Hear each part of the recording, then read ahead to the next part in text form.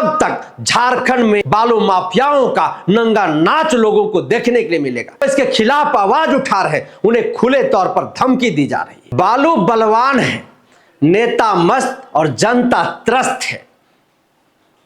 ये बालू का खेला है भैया। इस बालू के खेला में बहुत झमेला है। झारखंड प्रदेश बालू माफियाओं को ना तो कानून की डर है, ना न्यायालय की डर है, और ना ही उन्हें आम जनता का कोई भय है। आम जनता तो त्रस्त है भैया उनसे। और इस खेल में सफेद पोश जो अपने आप को सबसे बड़ा समाज का कर्णधार कहते हैं, सामाजिक कार्यकर्ता कहते हैं, नेता कहते हैं, जिन्हें आप अपना भविष्य उनके हाथों में सौंपा है, जिनके हाथों में झारखंड का कल का भविष्य सौंपा है, जिनसे हम उम्मीद लगाए बैठे हैं कि झारखंड के विकास के लिए, झारखंड के नौजवानों के भविष्य के लिए, उनके सपनों को उड़ान देने के लिए बेहतर काम करेगा, वो सफेद पोश नेता इस खेल में सीधे तौर पर बड़े पैमाने पर खेल खेलते हैं।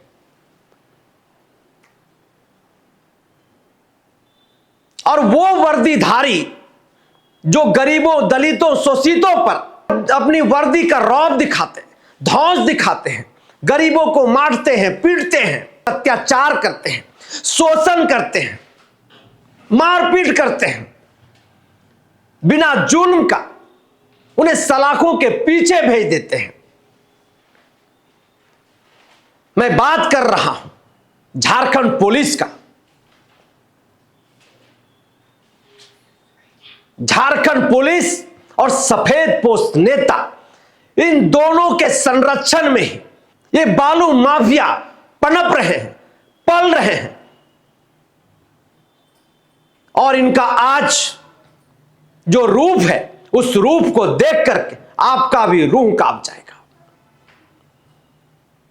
जनता तो छोड़िए, आम लोगों की बात तो छोड़िए, खुद जो संरक्षण दे रहा है, जिनका नाम आता है, जिन वर्दीधारियों का नाम आता है, अब वो लोग भी इससे अछूते नहीं हैं। इन लोगों के ऊपर भी हत्या करने की मंशा से, जान से मार देने की मंशा से उनके ऊपर हमला किया जाता है। आखिर बालू में ऐसा क्या है? तो भैया बालू में मोटा कमीशन है, आंख बंद डब्बा गोल पैसा है। और इस खेल में आपके क्षेत्र के जनप्रतिनिधि, जिन्हें हम विधायक कहते हैं, उन लोगों का खेला तो साफ साफ देखा जाता है। एक तरफ वो लोग अपने आप को इस तरह से प्रतीत करने में लगे हुए रहते हैं कि गांव घर के लोगों के लिए वो जिस तरह से काम करते हैं, जिस तरह से वो बातें करते हैं, उनसे बड़ा हितैषी दूसरा कोई नहीं हो सकता है। लेकिन सच्चाई इससे बिल्कुल इतर है साथियों। आज मैं आपको बताऊंगा कि कैसे ये सफेद पोश, जिन्हें आप नेता कहते हैं, जिन्हें आप विधायक कहते हैं, ये बालू माफियाओं को संरक्षण देते हैं। इनका कमीशन बंधा हुआ रहता है और मोटा कमीशन होता है। ये हटकर्मी पर अड़े हुए रहते हैं, मुझे इतना कमीशन चाहिए तो चाहिए, अगर कमीशन नहीं दोगे तो हमारे क्षेत्र में काम बंद कर दोगे, हम काम नहीं करने देंगे। और उनके फिर जो लोग हैं, ऐसे लोगों को काम भी नहीं करने देते हैं।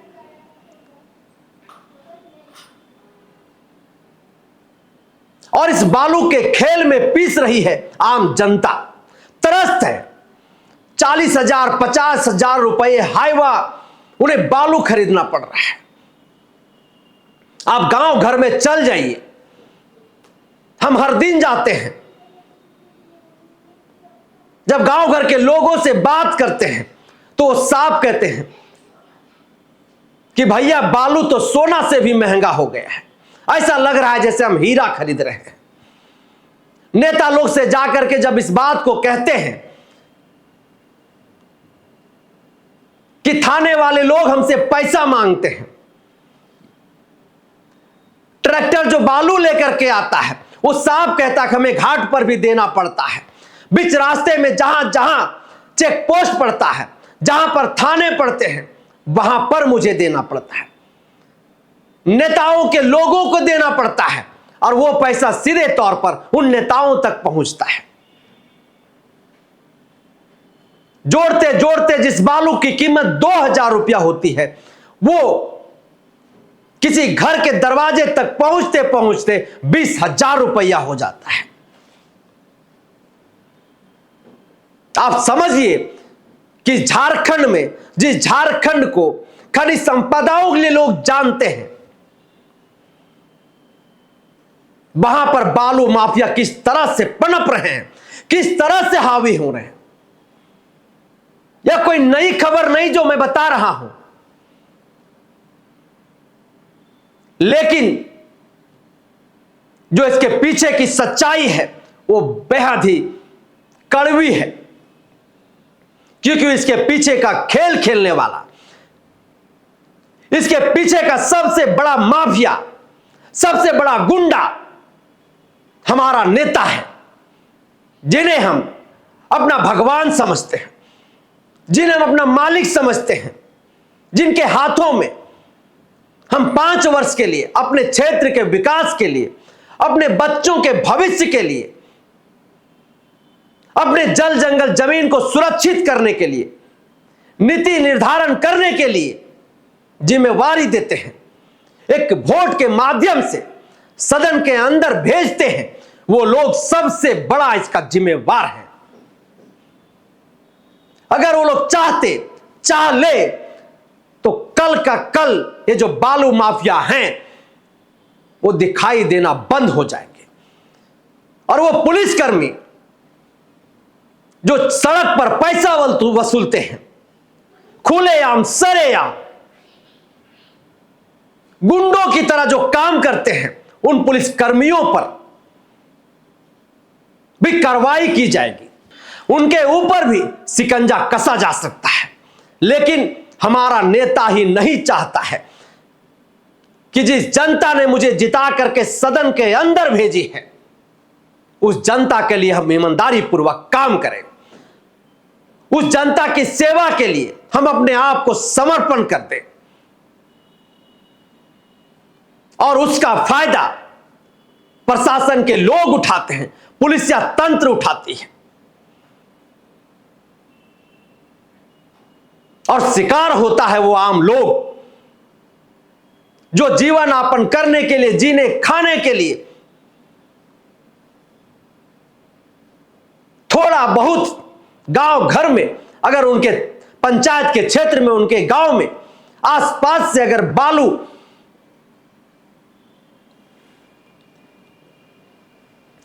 आसपास से अगर कोई नदी गुजर रही है तो उस नदी से उस साइकिल पर बोरा में बालू लाद करके थोड़ा बहुत बेचता है, वैसे लोगों को ये पुलिस के लोग बालू माफिया बता करके जेल के अंदर भेज देते हैं। झारखंड में 81 विधायक हैं, और ये 81 के 81 विधायक बालू कमीशन सब एक जगह पर आकर के खड़े हो जाते हैं, सब एक हैं ये। और इनके जो आसपास के चमचाई करने वाले लोग होते हैं, जो अपने आप को विधायक से भी ऊपर समझते हैं, जिनके हाथों में ये विधायक बागडोर संभालते हैं कि हमारा ये जनप्रतिनिधि होगा, वो लोग अपने अपने क्षेत्र में जिस तरह से गुंडाई करते हैं, यह भी किसी से छुपा हुआ नहीं है। ये मेरा आरोप नहीं है, ये जनता की आरोप है। जनता उन लोगों से भी त्रस्त है। ये वो लोग हैं चाहे वो बालू माफिया की बात हो, चाहे वो कोयला से जुड़ा हुआ बात हो, सभी का कमीशन उठा करके विधायक तक यही लोग पहुंचाते हैं। ये उनकी सरगना होते हैं, ये लोग उनके लिए काम करते हैं। लेकिन ये कभी वो नहीं सोचते हैं कि वो ट्रैक्टर मालिक जो बालू उठा करके लोगों के घर तक पहुंचाता है, वो दिन भर में क्या कमाता है। क्या वो दिन भर में 1000-2000 रुपया भी कमा पाता है, या फिर केवल ट्रैक्टर पर बालू ले आने और ले जाने के कारण ही वो बदनाम है। उन मालिकों के दर्द को भी समझना चाहिए। हमने जानने की कोशिश की, चाहे वो हाईवा के मालिक हो, चाहे वो ट्रक का मालिक हो, चाहे वो ट्रैक्टर का मालिक हो, उन लोगों ने स्पष्ट तौर पर बताया कि हम तो यूं ही बदनाम हैं। हम 50 लाख रुपया का ट्रक खरीद करके भी भिखारी बने हुए हैं। हम 20 लाख रुपया का हाईवा खरीद करके हम सड़क पर आ गए हैं। और ट्रैक्टर मालिक तो ऐसे रो रहे हैं जिसका आप परिकल्पना भी नहीं कर सकते हैं। त्रस्त हैं वो, क्योंकि बीच का जितना भी मैनेज होता है, वो ट्रैक्टर में जब बालू लेकर के आता है तो बालू माफिया के लोग सीधे तौर पर उनके हाथों में ही पैसा देते हैं। उस पैसा से उनका कोई वास्ता नहीं होता है। ये ट्रैक्टर के मालिक, हाईवा के मालिक, ट्रक के मालिक बताते हैं कि भाई हमारा काम ही है वहां से बालू ला करके लोगों तक पहुंचाना। लेकिन जो खेला है वो असल खेला बालू माफिया के लोग करते हैं। इन लोगों के भी परिवार हैं, इन लोगों के बारे में भी सोचना चाहिए। कुछ आम लोग कहते हैं कि नेता कमीशन लेते हैं, लेकिन अगर अपनी कमीशन का परसेंटेज अगर वो कम करते, अगर वो 5 रुपया ले रहे हैं तो उसको अगर 1 रुपया कर दे तो ऑटोमेटिक बालू का रेट कम हो जाएगा। लेकिन ये विधायक है, मानते नहीं कि साला झुकेंगे नहीं, ठीक पुष्पा फिल्म की तरह। और वैसे ही ये लोग काम भी करते हैं कमीशन लेने के मामले में। जनता की काम करने के मामले में तो कतई इससे इतर है ये, लेकिन जब इन्हें कमीशन लेना होता है तो पुष्पा फिल्म की तरह इनका डायलॉग होता है कि साला झुकेंगे नहीं, काम करना है तो करो और नहीं काम करना है तो जाओ। सिल्ली की एक घटना है, रांची के एसडीओ उत्कर्ष कुमार अपनी टीम के साथ बालू माफियाओं पर कार्रवाई करने के लिए अपनी टीम के साथ उस इलाके में जाते हैं। एसडीओ उत्कर्ष कुमार को जान से मारने की कोशिश की जाती है, हाईवा को उन पर दौड़ाने की कोशिश की जाती है। आप समझिए कि बालू माफियाओं का मनोबल कितना हद तक बढ़ा हुआ है। जब वो लोग सुरक्षित नहीं हैं, तो जब इन बालू माफियाओं के खिलाफ में अगर कोई सामान्य व्यक्ति, कोई आम व्यक्ति, कोई आंदोलनकारी आवाज उठाएगा तो वो कैसे सुरक्षित रहेगा। उसकी जान की तो खतरा है ही है। अगर कोई पत्रकार भी आवाज उठा रहा है तो उसके भी धमकियां दी जाती है और सीधे तौर पर बदनाम किया जाता है सरकार को। हालांकि सरकार को तो काम करना होगा, लेकिन जिस तरह से बालू माफियाओं ने झारखंड में आतंक मचा करके रखा है, इस आतंक पर हेमंत सोरेन की सरकार को, मुख्यमंत्री हेमंत सोरेन को स्वतः संज्ञान लेकर के नकेल कसने की जरूरत है। अन्यथा आने वाले दिनों में झारखंड में गिरा युद्ध होगा, ये झारखंड के लोग कह रहे हैं। खास करके बालू को लेकर के इन माफियाओं के वजह से गांव घर के लोग त्रस्त हैं। चाहे अगुआ आवास बनाने की बात हो, चाहे आम लोग अपना जो निजी आवास बना रहे हैं, या फिर प्रधानमंत्री आवास बनाने की बात हो, तो सभी लोग आवास बनाने को लेकर के सबसे ज्यादा अगर त्रस्त और प्रताड़ित है तो बालू से हैं। उन्हें बालू मिल नहीं रहा है, बालू ब्लैक में दिया जा रहा है, ये एक सच्चाई है।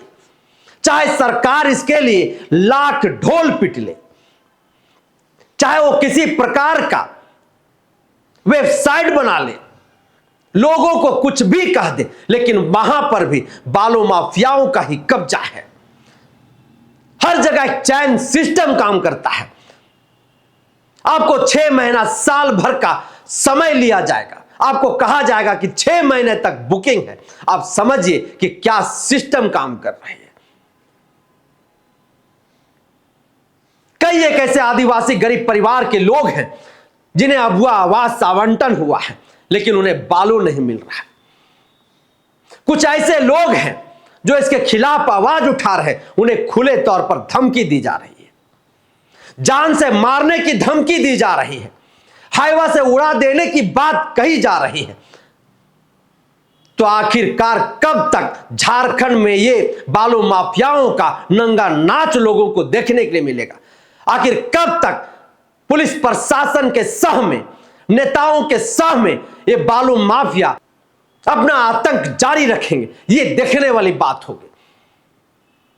लेकिन जिस तरह से गांव घर से खबरें निकल करके आ रही थी, जिन बातों पर चर्चा हो रही थी, उन बातों पर हमने विश्लेषण करके उन बातों को हमने आप तक पहुंचाने का काम किया है। फिलहाल हमें दीजिए इजाजत। जोहार।